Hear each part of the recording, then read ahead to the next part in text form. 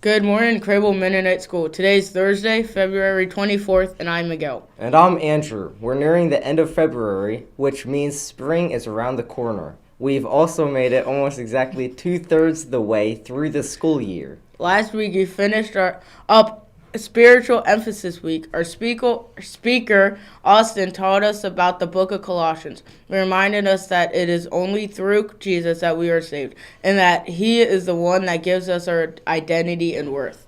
Next week, we'll be starting Spirit Week here in middle school. If you see some of us dressed in interesting ways, don't be alarmed. Monday, we are having Twin Day. Tuesday will be sports themed, and after that will be Wacky Wednesday.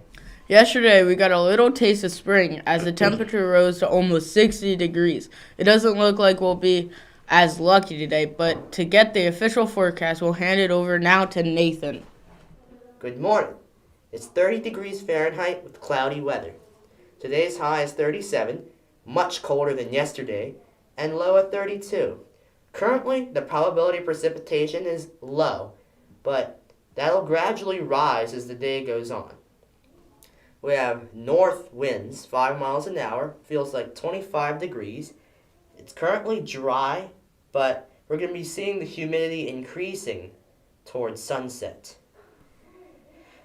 We have half moon phase, and our sunrise and sunset has surpassed 11 hours. This is my forecast. Now, as I said, this evening we have the chance of precipitation increasing, and some wintry mix will move into the area. And we could get a little bit of snow before it changing to rain early in the night and into Friday. Rainfall will stop, temperatures will quickly fall down, any wet surfaces could refreeze and lead to black ice on Saturday morning. Saturday, also pretty cold, and much of next week it'll remain pretty wintry weather. But it's going to be dry for a while after Friday. Very little precipitation expected after Friday, that is. With lows around 20 degrees, so temperatures will be mostly below average, unlike what we had over the past couple weeks. And this below average trend could continue into early March. Back to you. Thank you, Nathan, for that update. The Winter Olympics are officially over in Beijing. Norway ended up being the biggest winner as they had the most gold medals with 16 and the most overall medals with a total of 37. The United States had the fifth most medals with 25, which included 8 gold medals. Chloe Kim was a gold medalist in the snowboarding halfpipe, and the women's hockey team brought home a silver. We also have been doing some practicing here at Crable, and hopefully one day we'll make it to the big stage. One of our favorite events is curling, and we have a quick clip to show you how our training is going. Let's take a look.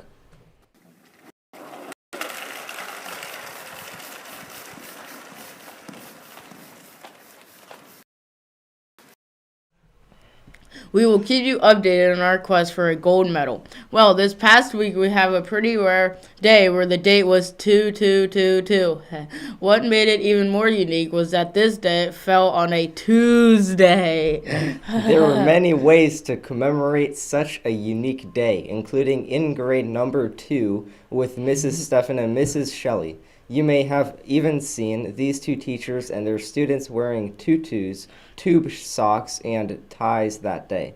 Students also brought in pictures of themselves from when they were 2 years old. The next time the date will look like this won't be for another 100 years, and that's going to be a Sunday. So it's safe to say we won't have another Tuesday like this in our lifetime. Well, last week we asked you what the fastest speed reached on ice skates was. The answer is an impressive 58 miles per hour. This means that Mrs. Fisher's 4th grade class was the closest with their guess of 53 miles per hour. For this week, we want to know what the most medals won by a country in the single Winter Olympics is. This would be the total of all golds, silvers, and bronzes won in one year. Give us your best guess, and we'll be back next week with the answer. Until then, have a great day at Crable. Bye. Bye.